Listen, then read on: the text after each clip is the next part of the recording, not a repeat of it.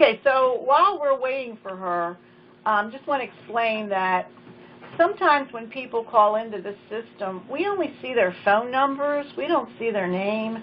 And so at the very beginning of the call today, we're going to ask each of you, obviously, to introduce yourselves so that we can make sure that we know who exactly is on this call today.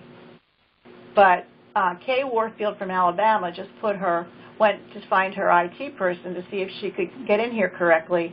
And I don't believe she put her phone on mute, so we might be hearing some things periodically. That's all right. I'm here. Oh, good. You're here. I called in and said, don't call me back. I'm on the phone. Just send somebody over here, ASAP. Okay. All right, good, because we were kind of hearing your phone for a little while. That's good.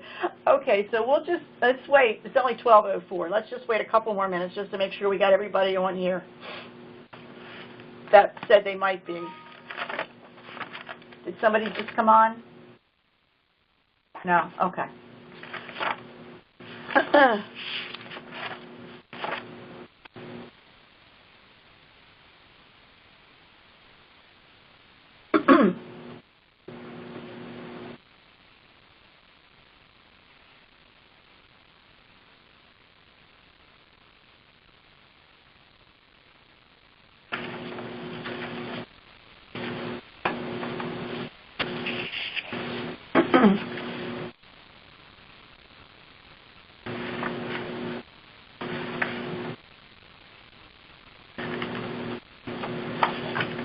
Kay, how are you doing after all the storms? Hey, girl, I'm doing great. Actually, it wasn't near as bad for us as they had anticipated. The governor let us off work for a day. It was really a nice, rainy, cold day, but it was not scary. Oh, that's good to hear. Good. Yeah, not scary. That's very good to hear.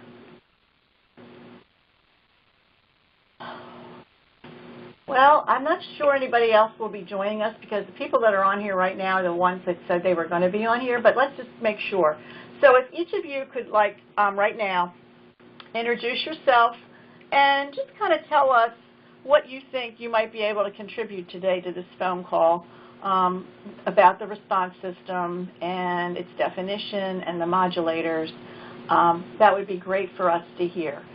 I'm Charlene Pryceski from Everyone Graduate Center. I serve as the project manager here at the center, and I'll be doing the introductions. And then Joanna Fox is also on the call, and she will interject and give us her expertise as we continue through the slides and the agenda. So with that said, Kay, you want to go first? Sure. I'm Kay Warfield. I missed the call last time. I'm having some sort of issues receiving information from JHU, and it's not like the computer won't accept something from up there. We've done it for 4 years, but I've not been receiving any information, so I apologize not being totally up to speed on what we're doing, but we've had a early warning system for pre-K through grade 12 since 2009.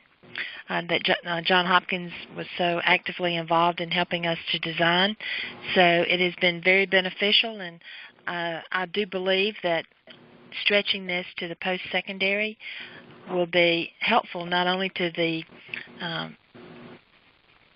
college enrollment and maintaining those kids from dropping out, but also providing additional information on those students. Super.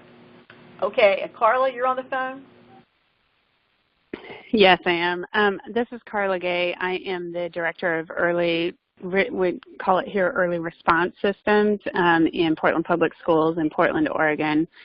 And we have a lot of our data systems in place, but are really trying to align different departments and different buckets of work around multi-tiered systems of support.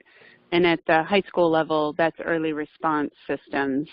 The other piece of that is that our state passed a law in November that provides earmarked funding for high school graduation, and one of the key pieces of it, in addition to post-secondary transitions and career technical education, is what they are calling dropout prevention, and a requirement of that is an implementation of early response system / multi-tiered systems, particularly with ninth grade academies, which falls right in line with some of the implementation of early warning systems. So Wow. That's fabulous.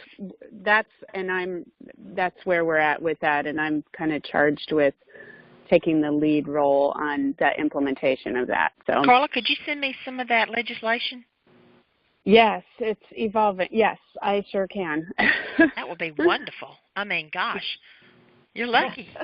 That's super. Yes, it's a good challenge to have. It was strongly pushed by an I don't know how many of you are familiar with Stand for Children. It's a national child advocacy organization that is run by Jonah Edelman, and they have a local office here in Portland, and they were very instrumental in moving this work. And apparently, I just learned this week, partnered with Johns Hopkins on some of the Talent Development Center partnered with them on some of their rulemaking around this legislation. Oh, I don't doubt that.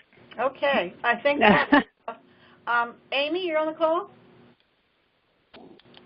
Hi, yes, I'm on the phone. This is Amy Szymanski, and I work as a statewide consultant. Hey, Amy, sorry to interrupt, but I don't know if everybody else can, but I can barely hear you.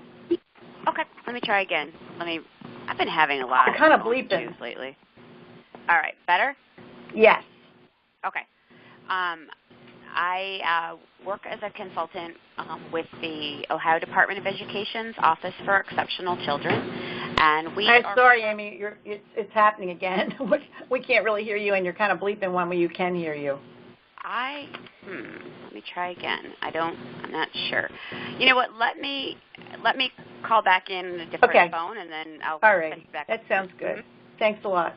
Okay, so now we need to see who else is on this call. Anybody else on here besides Amy, Carla, Kay, Joanna, and myself, Charlene? And Joanna's just going to interject that I'm mostly going to stay silent in this call, and Charlene's taking the lead. I have a 96-year-old mother who is back in the hospital again, and I'm expecting several calls.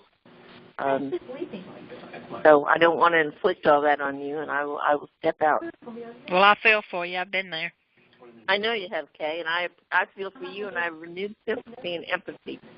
It's an interesting stage in life. Absolutely. This recording will not do like that. Is anybody still talking?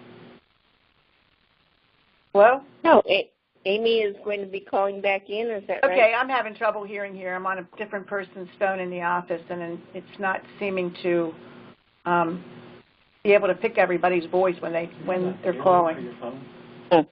But anyway, so is anybody else on this call? We have Kay, Joanna, Amy, Carla. Anybody else? Sounds good to go. Charlene, take it away. Okay, but let me make sure Amy got back on. Not yet. I didn't think so.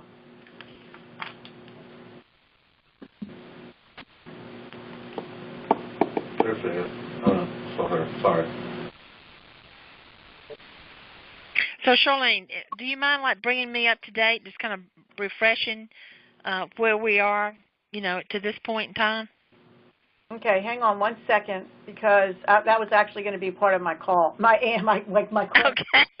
Okay. Well, hey, do you mind if I have a sidebar real quick with Carla while everybody hooks up? Joanna, you want to do that? No, I've got to take this other call, I'm afraid. Okay. Well, I don't want to, because it says on there brief review of last call. Kay, can you hang on? Because I think that'll bring you up to speed.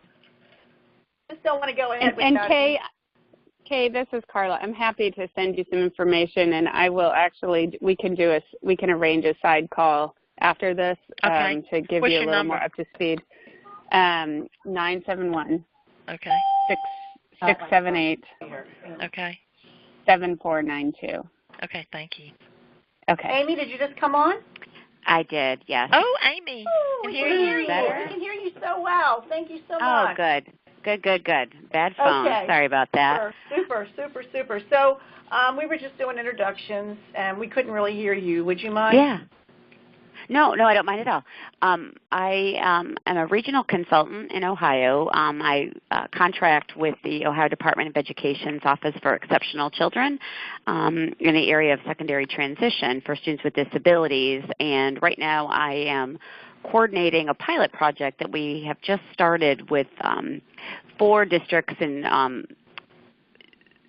spots throughout the state on developing an early warning and response system with a focus on students with disabilities, but we'll be looking at all students, and we're going to be rolling that out in grades 6, 9, and 11. Oh, okay. All righty. Thank you very much. Okay, so let me just go over the agenda real quickly. We were going to have a brief review of last call, then we're going to really take a much deeper look at modulators. We're going to be examining the response intervention systems, and then we're going to just talk a little bit about the November meeting.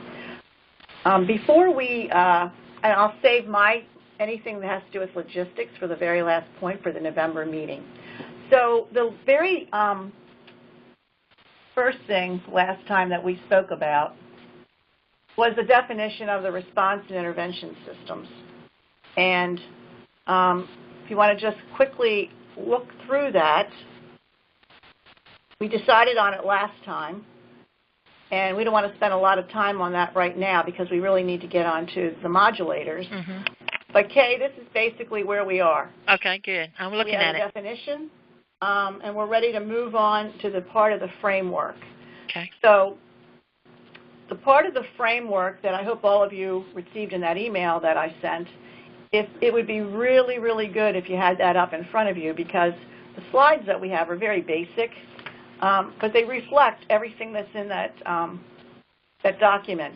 Just didn't want to put a huge lot of words on slides today. So if you have that in front of you, that's really going to be the key to everything. Everybody okay with that? Yes. Okay, super.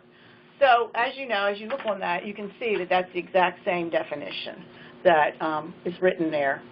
And there are some other things that are written there too. So just quickly glance through that, because you should feel familiar with all of that, because that's what was all discussed on the last phone call. And then when you do that, I want to just talk about some other things. Just kind of read through that for 1 minute. That would be great.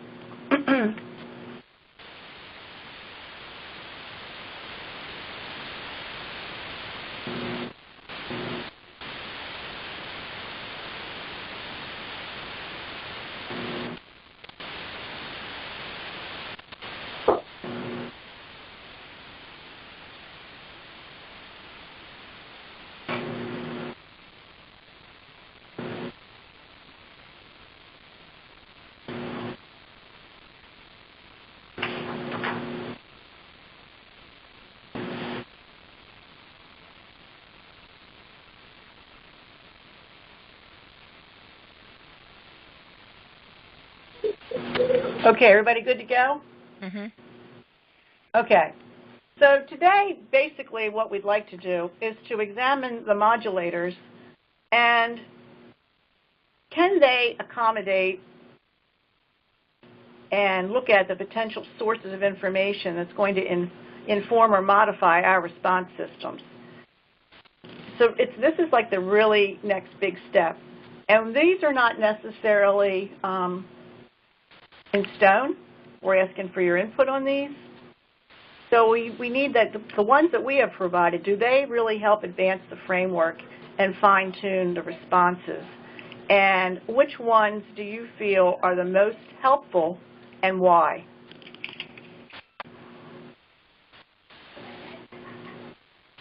They're going to be potential sources that are going to inform or modify response systems. And I will tell you that the one that particularly pertains to the response system are the informants.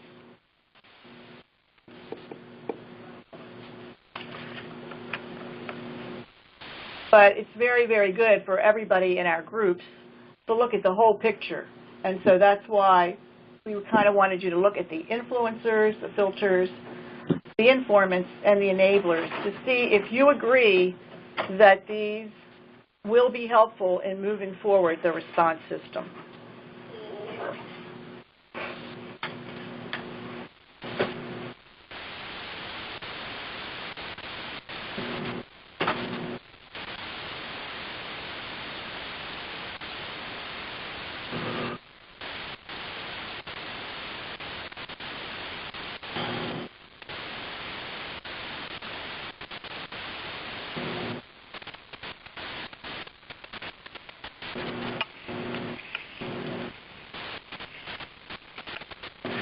I know it's a lot of information to process, so I'm trying to give everybody a little bit of think time.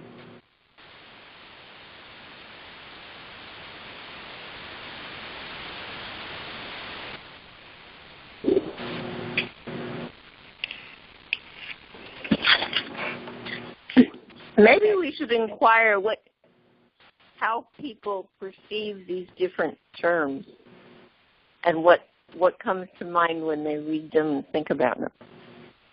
When I looked at the 4 modulators, the first question that came to my mind was, how will this be measured? How would the information be ascertained in order to make it timely, directive, and consistent that will fit in a system that would be easy to retrieve? I mean, I know I'm probably thinking on down the road, but it's like I believe all 4 of these are very important. I really do. But I'm just trying to think of how it's going to be packaged. Well, each of them are things that we encounter every single day as we are in our schools and our districts. And basically, what they're trying to say is you have the whole set of indicators, but yet there are, and that's not always black and white. There are some gray areas that actually also affect these indicators and response systems. And that's the ones that we're looking at. So not necessarily, Kay, will those things always need to be measured, if that makes any sense at all. These are these are a gray area. Well, I the know one thing that we look at as a black and white area are the things that can be measured. Like on our graduation tracking system, our early warning system, we have a column for free and reduced lunch, for poverty, for special needs, for some of the Title I, and these types of things, and they are extra supports when we're looking at a student who has been on the alert system for attendance, behavior, or course or grade attainment. Right. So of these 4, what was the thinking of the larger group of what would be the leading modulator that would generate the report, and then maybe this other information would just be gleaned from looking across the spreadsheet? Right. Have they been ranked or anything? I'm sorry, what was that last thing you said? Have they been ranked? Right? Ranked, ordered? Oh, ranked. Oh, no. Because that's when I was originally, when we started this part of the conversation. If you look at the informant box, those are basically the ones that are going to inform and shape the response system. Because that will determine the class schedule, the level of course proficiency, whether it's AP or general.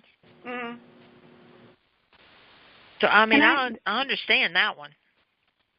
This is Carla. And I guess, so I missed the July call as well. I was out of the country at the time. So I'm also trying to just get up to speed here. And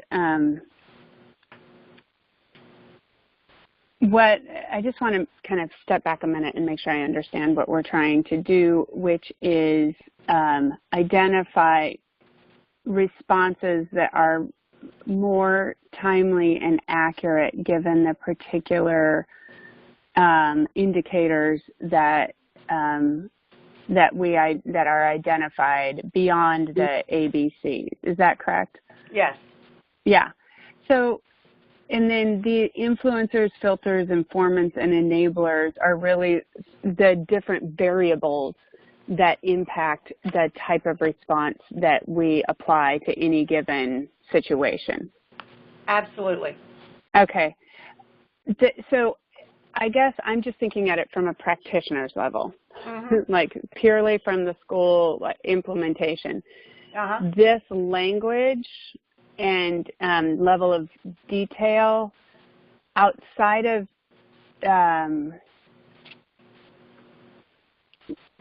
so the descriptions make sense to me. We can train people on what are the factors that impact indicators and that impact the indicators, and really it's a training issue to me.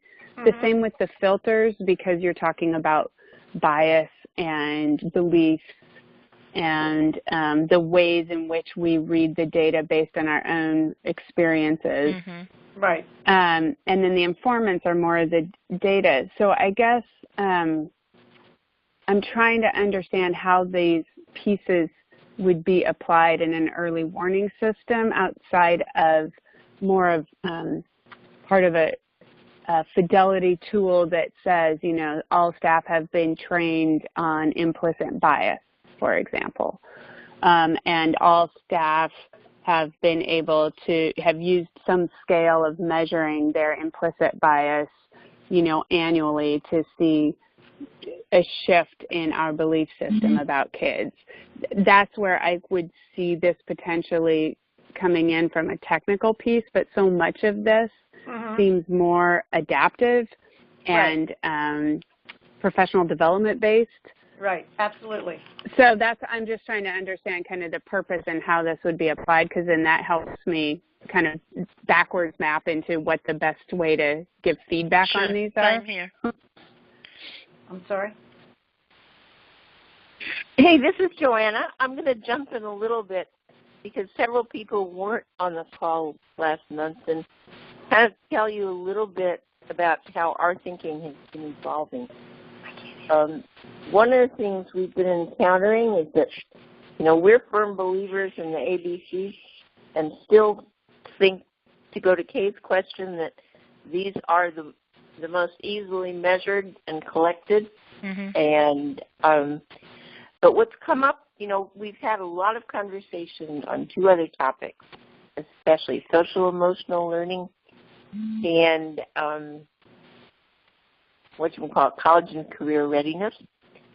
And of those, I mean, college and career readiness may be a little more easily measured, at least I'm in quotation marks, because that, you know, AP courses and numbers and all that kind of thing. Social emotional, although there's good data from California now emerging, it's still pretty much survey-based. It's hard to you know, deal with. And so we've got those two buckets on one side. And then there, to me, are another bucket or two. And this is kind of thinking, to my mind, from about 10 years ago, that said children who have single parents or parents who don't speak English or who are poor or who are this or who are that. And what we've been trying to grapple with is how to construct a framework that is really still centered around what we know we can measure, but then is respectful of all these other factors that we know are coming into play. And some of them come into play on the front side, which is the indicator side, and then some come into play on the back side, which is the response side. Does that make sense? Yeah. As a way of thinking? Yeah, at least. So that's what we're trying to get at here. And it's very early, I would say, in our thinking. And if you'll remember from the past, you know, we have talked, Angela Romans from the Annenberg Foundation at that point, or Institute, talked at our May meeting about system level, setting level, and individual level. I remember. One perspective, and then other people talked about multi-tiered response systems, which is a different approach. And neither one is better than the other. They complement each other. So this is our third approach, basically. How do we integrate all these different lines of thinking, I would say? And so you might say influencers, and you could argue about what falls in what bucket. I'll say that right up front. We need to kind of work through this. An influencer might be the single parent or the living in poverty. But it's, it's not a determinant. Right. You could also call it an informant, because then when you're picking your responses, is it important that you know that the child is homeless? Does that mean you're going to bring in a whole different set of interventions to help them? So that's kind of the way we're trying to think about this, and it's very much evolving, I would say, and we would love your opinion. So the idea is, first, a central core of indicators. What can be measured? Kay is right. What can be easily measured? And then what do we need to know around that that's helpful in understanding what's going into the indicators and what we're going to do to respond? What do you think? Well, in real life, after the indicator or the alert is identified and the student is actually conferenced with a live person of some sort, regardless of what the position is of that person, it's during that conversation, usually, that we identify all those social and emotional needs from the family or that the community can help support. So we're looking at some form of tool that will allow us a little bit of an insight. Is that what you're thinking about? As like a subsidiary indicator, so to speak, that this student might need additional wraparound support? Right. It's a very nice way to put it.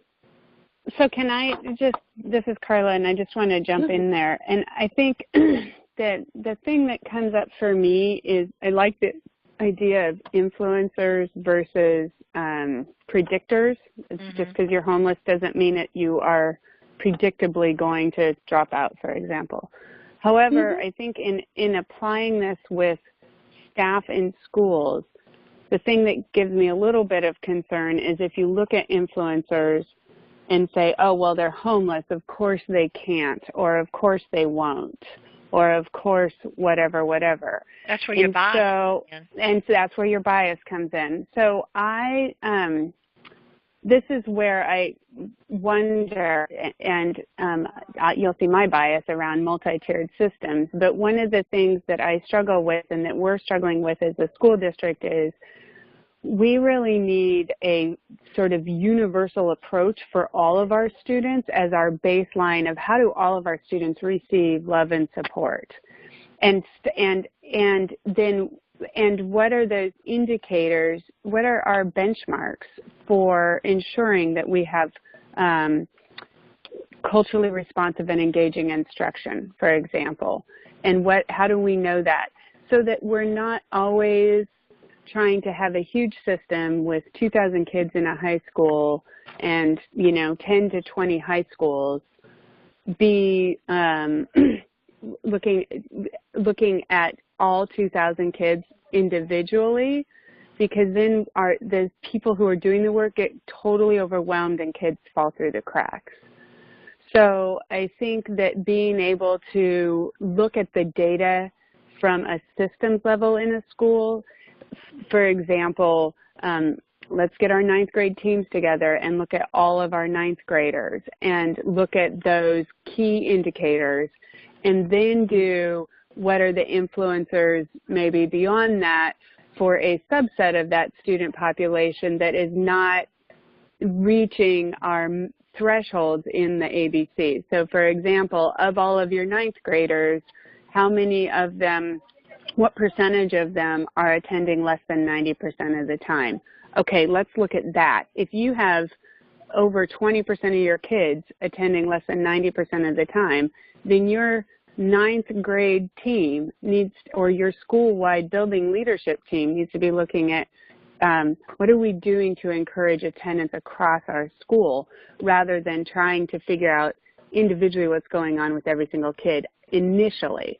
At the same time, then you need a more focused team looking at those kids that continue to attend at less than 90% of the time, even though you've got some of these universal pieces in place. So to me, all of these things need to exist within some sort of, what are we providing for all kids in our building that ensures that we have a warm and welcoming culture, and how do we know that piece?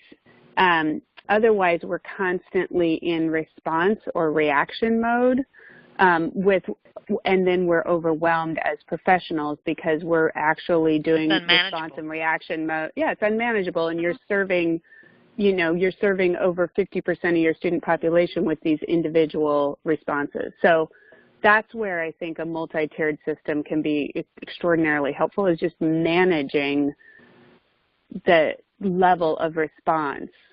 So really, and that's where teams come into play. If I heard you correctly, then you were discussing maybe a way to measure the cultural climate within the system in different Correct. categories. And That's then right. looking at it from like almost a programmatic perspective. Yes. To see what's working, and if it's not working, then maybe breaking into the multi-tiered approach to see, okay, well, we're doing this at this level. If this is not effective, then maybe we need to revisit some of these interventions. Preventions is actually preventions in. Right. That makes a lot of sense. Well, and your tier one is your culture and climate, and it is your, how are we providing some baseline instructional practices and grading systems, et cetera, in our schools. To me, that would be much more manageable and much more effective. Right. And then if you had to really drill down to an individual student or group of students, you could, but it would not be the focus of the instrument. Well, yeah, and you can build an instrument that gradually helps you drill down. Yeah.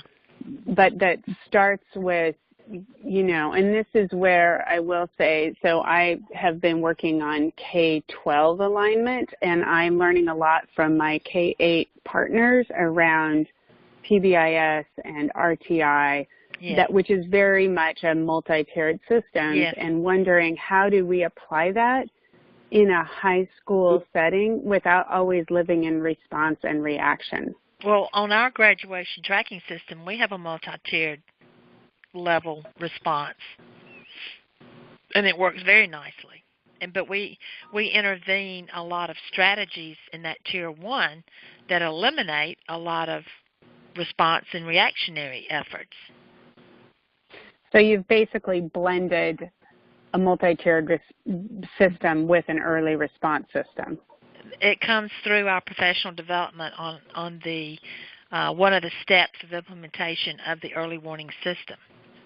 And we have a lot to talk about. I was going to, this is Amy. I would love to talk more about that as well. We're definitely going to try to implement with our pilots that they all need to have some type of attendance and social and emotional behavioral type of universal intervention, prevention in place and as they start into this early warning work so that we are establishing a solid core and base.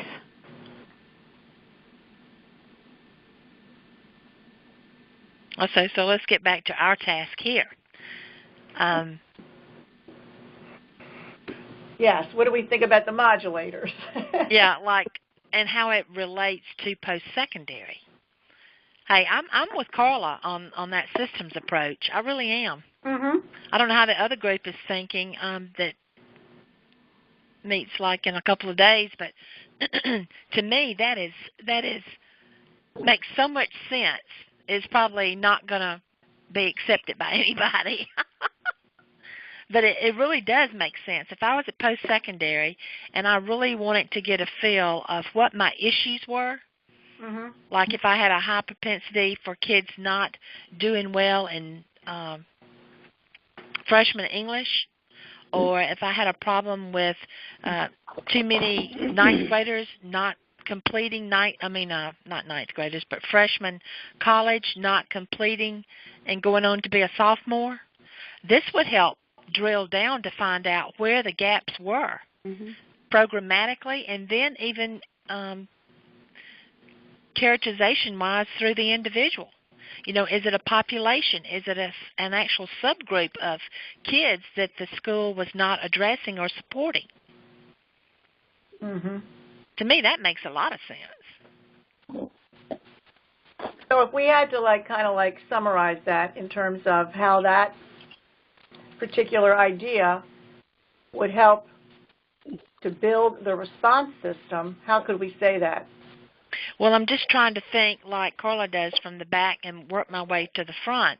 Mhm. I'm trying to think, what would it look like and what would I ask in order to ascertain that information? Okay. You know, like what would we need to know? And so it will look a little different than like the graduation system in my state, but the spreadsheet will look very similar because you will have a lot of categories across the top, and then you'll have all the students' names possibly, and depending on the business rules, when the actual tool is designed, how many hits would you have to be an indicator? I mean, to show up on your alert system. Right. Because that would be important to know. Like what would be the topics that post-secondary would value the most? And those would be the hits that you would pull your sheets from, pull your data from. And then the rest would be additional information. I mean, does that make sense to anybody else? Am I just absolutely just seeing it? I'm like looking at my ceiling and I can like almost see it up there. That makes sense to me. One of the things that is occurring to me is that the deeper we get into this, I'm such a visual person that I need somebody sort of sketching it out on a whiteboard in front of me with like a I'm flow visualizing chart it or myself, something like that, because it's hard to visualize what you're talking about. But I think what I heard you say makes sense to me in terms of identifying which of these modulators most specifically apply in the post-secondary setting, and then how do we use that information to inform our post-secondary partners on the students' needs as they're transitioning. Right. And then the PD for the faculty would be the key part, too, to identify. And it would be different for maybe each campus. You know, because the worst thing we could do would be to cookie cut the thing. You know what I'm saying? So, but you need to give them like a cafeteria, like a menu of things that they could design for their key indicators, and then a pyramid of interventions for universal, Tier 2, Tier 3 opportunities. They can either pick, add to, and have something to go on. Because we already know that there are a couple of things that are research-based or evidence-based that we know are effective. Right. Like dual enrollment for high schools with post-secondary has been effective with keeping kids enrolled and engaged. We know that club and extracurricular activities keep those kids engaged in post-secondary, particularly at the two-year college. Having flexible scheduling is something that's appealing to post-secondary, particularly two-year colleges. and then providing that additional academic support. Because, the goal for K-12 is to provide a solid student so that they're not all enrolled in remediation for reading. Was that somebody trying to whisper? So I was just going to throw in there, I see that you're trying to switch to the other PowerPoint, and one of the things, I don't know, I just feel like I need to spend a little more time understanding. I personally, I'm sorry, I haven't done my homework on this, need to spend more time understanding the modulators and the application of them. And and then how that ties into kind of where we think we're going. So I just apologize for not being able to give more feedback on that. No, I don't think anybody needs to apologize. I think this is an awful lot. And also, I think that we need to keep in mind that the sentences, the ideas that you see on these sheets about modulators, those are thoughts, those are ideas, those are notes. And so I think this conversation is very good because you're taking it one step further into how this is all really going to help students. How is this really ever going to help schools and districts? And all the things that you're saying right now are in practical wording, practical terms, and I think those are the things that we need to consider when the response system is finally built and expanded for the new network framework.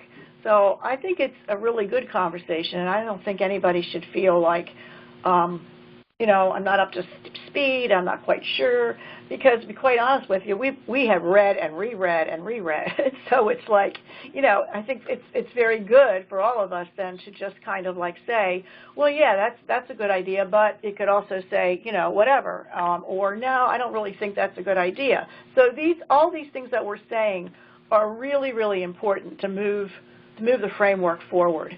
And some of the things that you just talked about with the whiteboard and having it up in front of you, I'm very much a visual person as well. And so that during that November meeting, that's when we'll have the opportunity to really, dive into this even more and have all those kinds of, things like visuals and, things that other people learn differently.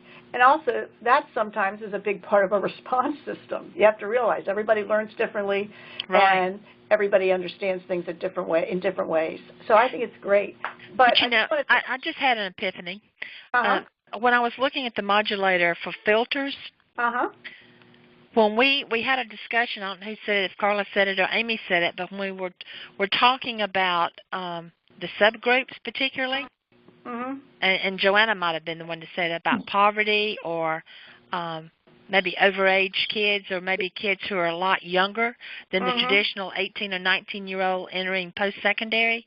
Yes. That's where your filters, I would think, would come in.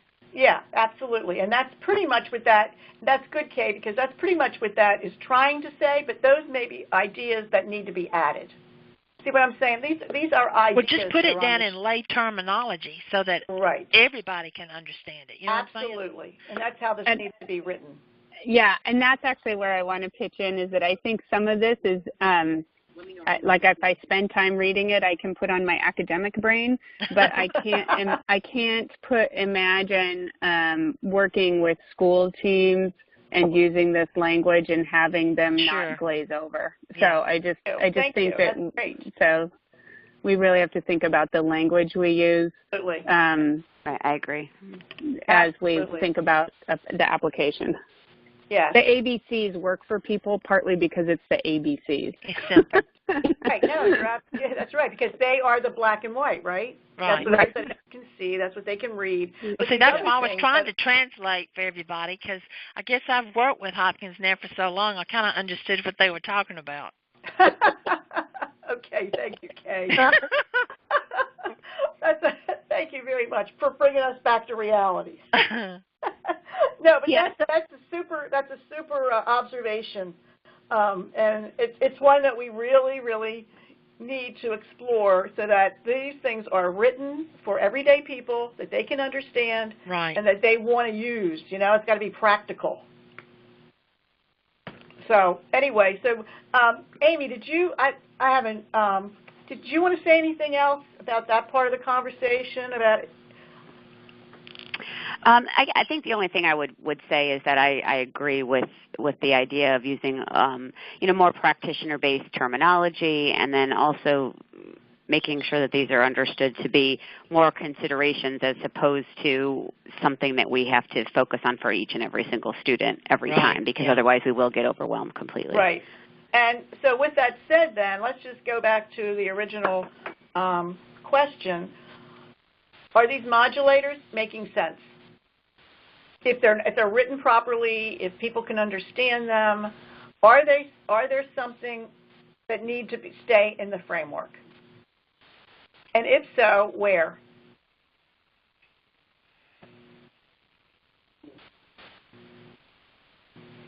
That's another really big, thoughtful question. But let's just go to the first one. Do we think they're important?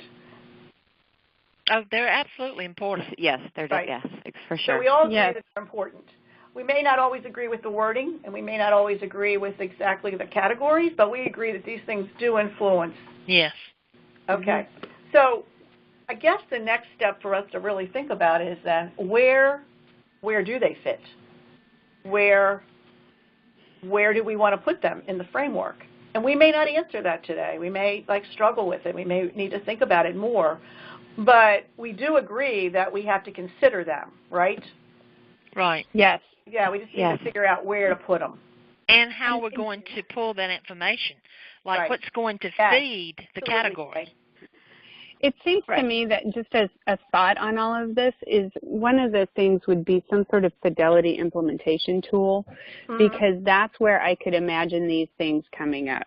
So, for example, in a tool, if I'm in a building or I'm at a district level, let's just say at a district level, which is where I say, and I'm saying,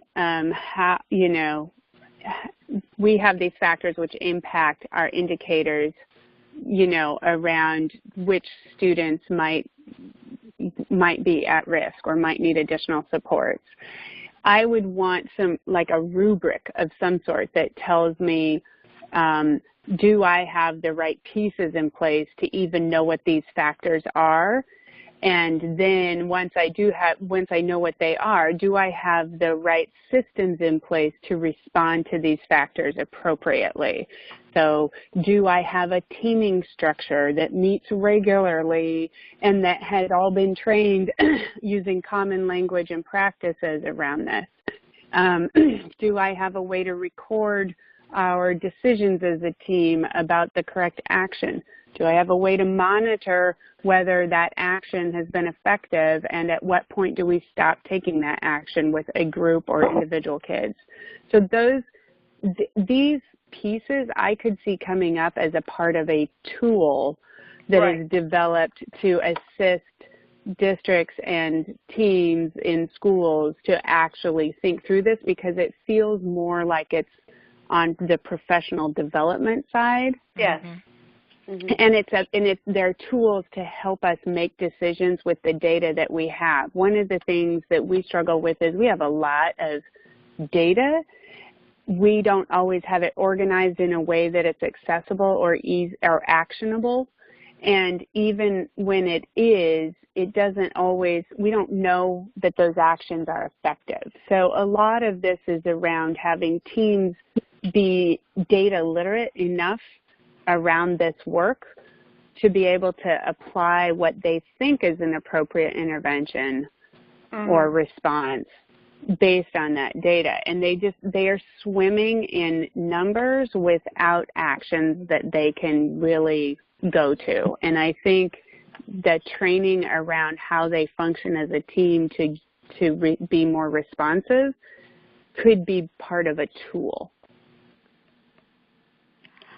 Well, I definitely think that the PD is required.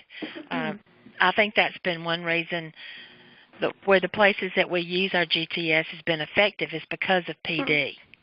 And we're just finishing another round now. Joanne, I hate you're not here, for some districts that have, new people coming in and whatever. But I just had a thought, and it just about left me. Maybe it'll come back.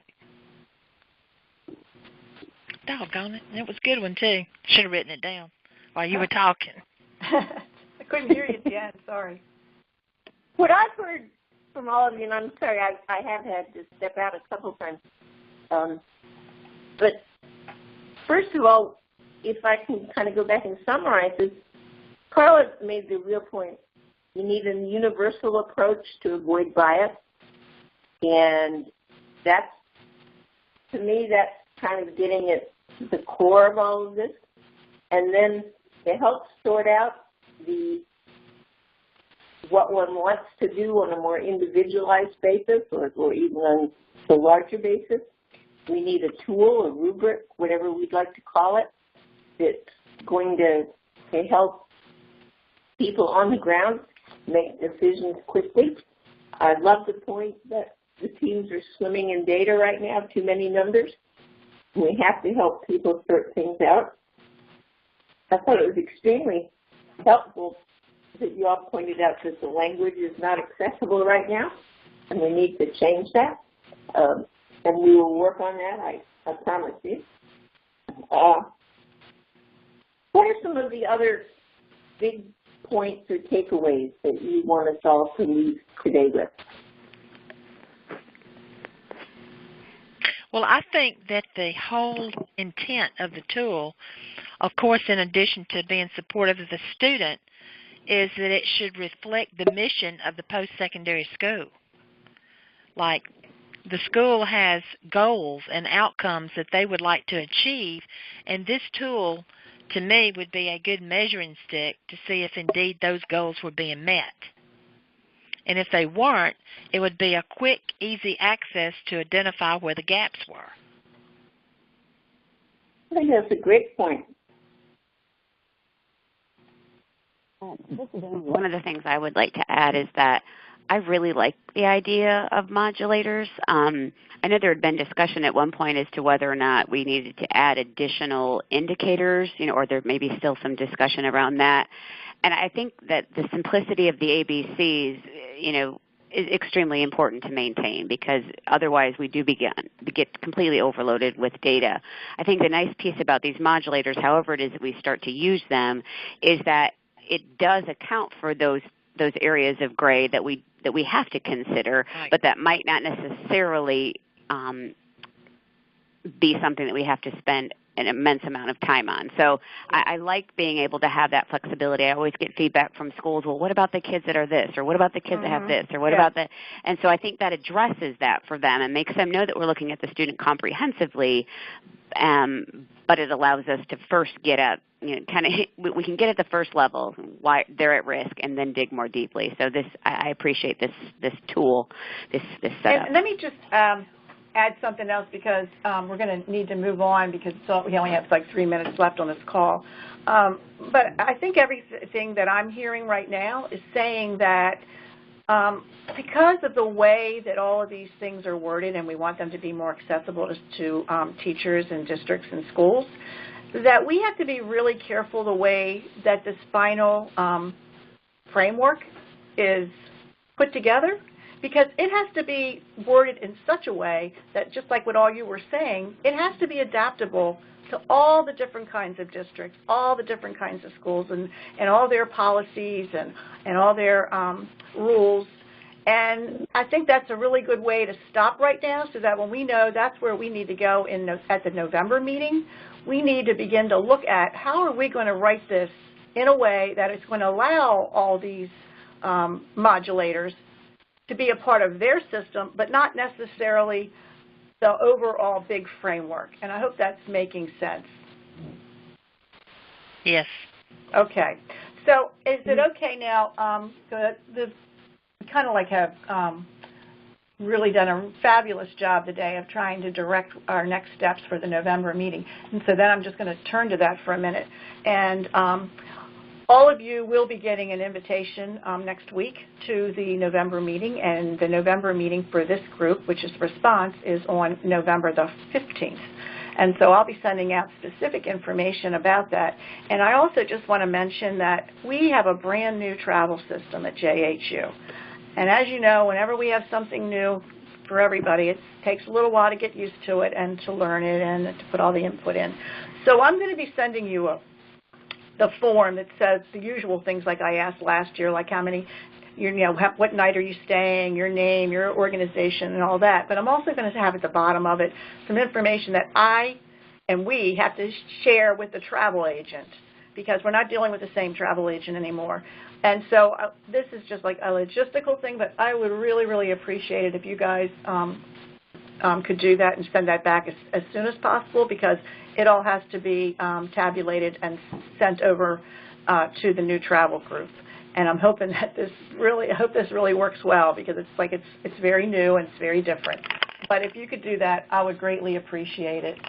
We have 1 minute left, and for the good of the group, does anybody want to end on anything else?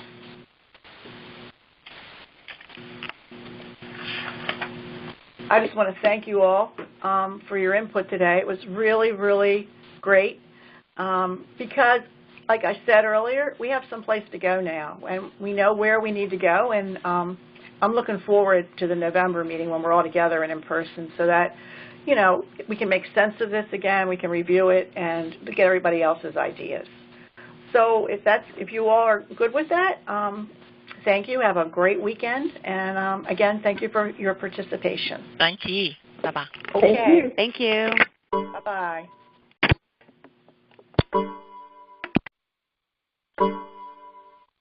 Thank you. Bye.